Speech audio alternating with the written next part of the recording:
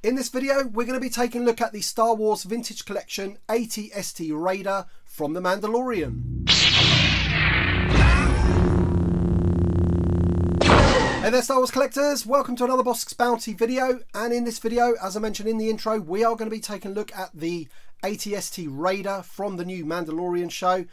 Can't wait to get this bad boy open, and let's just get straight into it and take a look at the box. So this is obviously the first time that we've had any type of merchandise that has got the Mandalorian logo on it in that vintage collection style. So I'm really liking the look at that. I can't wait to see the figures. Obviously we get this figure included, but it has just been announced as the time of recording this video that we are getting the Mandalorian and Cara Dune from the Mandalorian show. They're going to be on vintage cards, so we can't wait to see the actual card art that they're going to use with that logo. As you can see there, we have the AT-ST Raider on the box. We've got the figure that's included there. I don't think he's going to be carded inside. I think it's going to be a bit like the TIE Fighter, and that he's just going to be in the box. Side of the box there, you can see some of the details of the AT-ST Raider.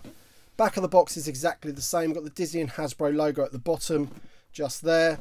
We've got the Kenner logo. We've got the Vintage Collection logo there. And it does have this sticker there, or print, it's not a sticker, that says Klatooinian Raider. Now I think that's how you pronounce it. It could be Klatooinian, but the way they've got that I there, it's Klatooinian. Klatooinian. Let me know in the comment section below if I've got that completely wrong. I got this from the Forbidden Planet in Southampton. I had to drive a little way out to get it. Now I was under the understanding that this was under embargo until the 1st of November, but they were happily selling it, so I thought I'd pick myself one up. Top of the box there you can see the AT-ST Raider with the included figure. So then guys, let's crack this thing open. Can't wait to see what it's like inside of all the details and everything. Let's get it open. Alright then, so I just wanted to quickly show you exactly how it comes inside the internal box. And as you can see there, it is confirmed. There's the figure. So unfortunately, he is not on his own card. A little bit disappointing, because obviously we did have that with the Jabba's playset, which was awesome. We've got 2 carded figures in there. So a little bit unfortunate, a little bit disappointing, but still, just from looking at this looks like it's got some amazing weathering and everything on it. So I can't wait to get it built. And once it's built, we're going to take a really good look at it, the finer details, and also we're going to take a very close look at that figure. Okay, just very quickly, here is the insert. So this is the instructions, just tells you how to quickly put the AT-ST together. But as I've mentioned before in other videos, I do like the way that they give you this, because this is, you know, pretty reminiscent of what you used to get in the Kenner days in the vehicles. You used to get these, so this is really, really nice. But again, you can see all the logos on there: Vintage Collection, Kenner, Disney and Hasbro. So there you go, with the logo there of Star Wars The Mandalorian. And there, as you see, there you go, that's how you put it together. Okay, so first of all, we're going to be taking a look at the figure in detail. So as you can see, they've done a really, really lovely job with the sculpting of this figure. I do know that they have used pieces from previous figures. So if we just look at his body there, you've got that sort of ribbing effect on his top. And I do know that that was taken from this Weequay. So you can see there. So obviously they're using the pieces that they already have. Those legs look incredibly like the legs that would come on maybe one of the Vintage Collection Weequays, or possibly Vidane. Very similar, but obviously painted a different colour.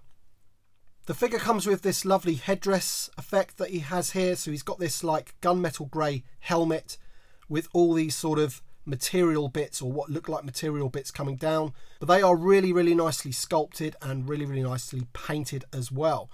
It is removable, which is great, so we can just take that off.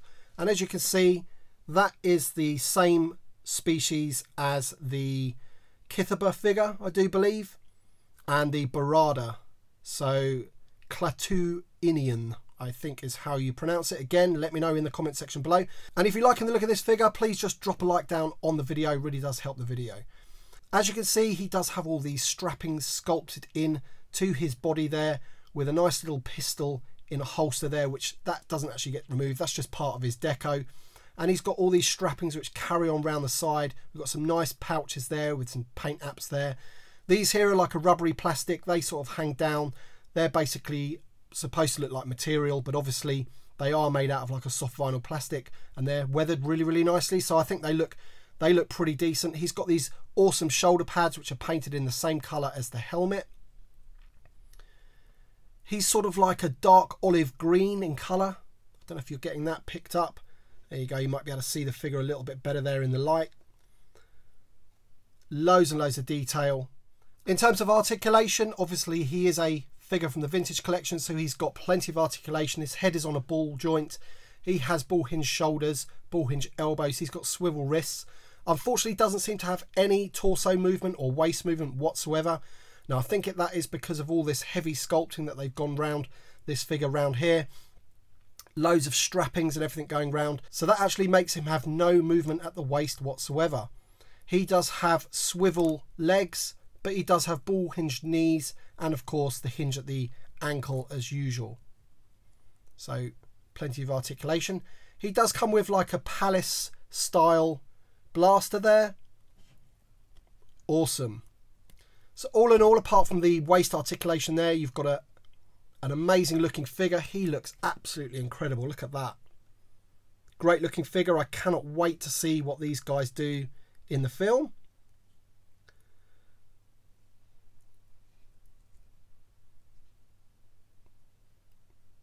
Absolutely awesome.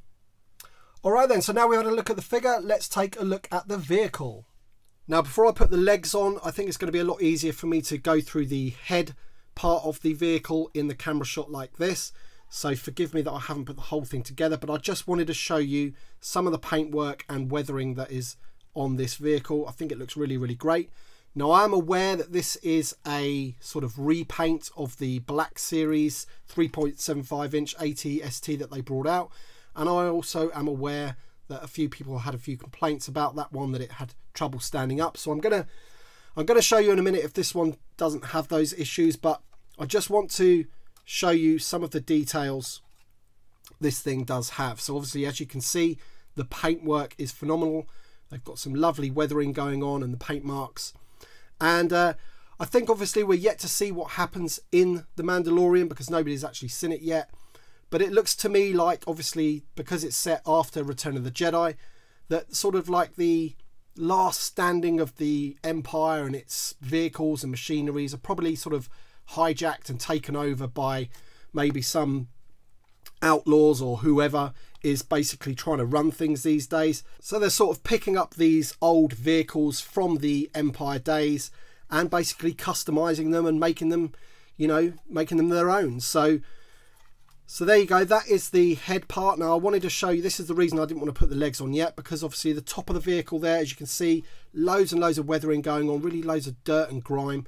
Obviously these articulate here, the little windows, which is awesome. The little hatch opens up like that, just to let you see. So obviously you can have your figure sticking out the top. And also I just wanted to show you the inside because I wanted to try and get some... Ooh. See, those little barriers just fell off there, so make sure they're in. So I just wanted to show you the inside because I wanted to get some good light in there, and hopefully you're going to be able to see. There we go.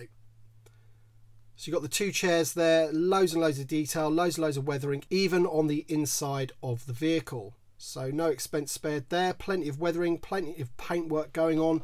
It looks absolutely awesome. Right, so I'm going to put the legs on and we're going to see it in its entirety. Okay then, so apologies for the potentially shaky camera here, but I do need to hold the camera like this to be able to get the whole thing in shot for you.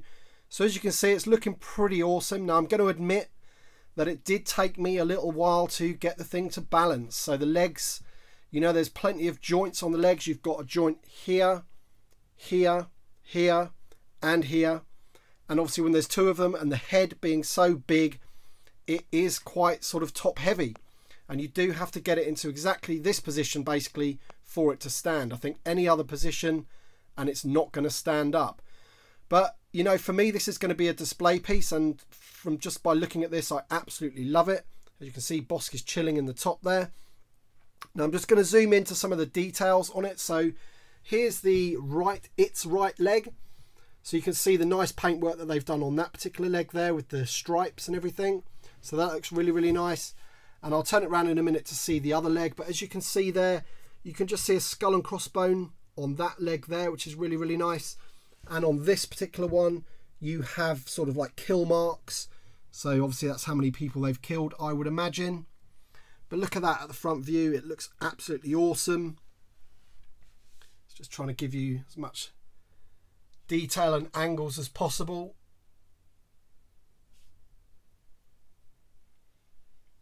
Now they do have these soft goods on the sort of shoulders or elbows of the legs.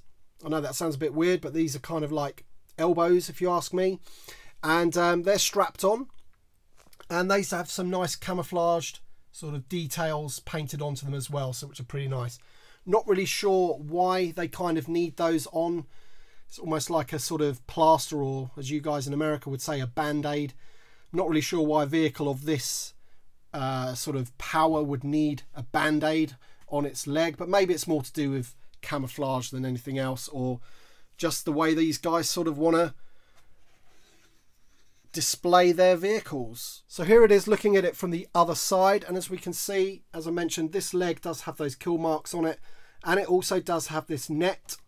Oh, it almost fell over there, so you've got to be so careful with it. Again, we've got some stripes on this one again. Now this leg's more of a red leg, whereas the other one's painted brown, but I do really like the way they've done that. I think that's awesome. Again, you've got that sort of camouflage bit on the elbow or knee of the walker there. There you go there.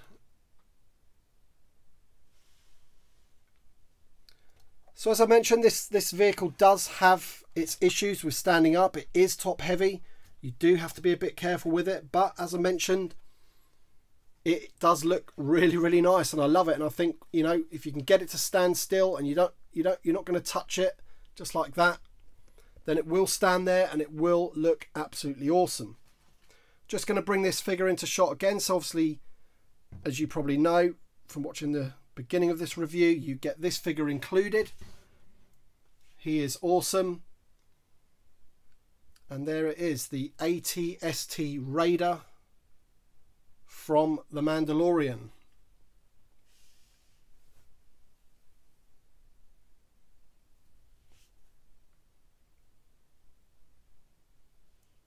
Okay then guys, I'm hoping that you enjoyed this review. Let me know in the comment section below what you think. I'll be glad to know your thoughts. Thank you very much for watching as per usual, and hit that like button, subscribe if you're new to the channel, and we shall see you on the next one.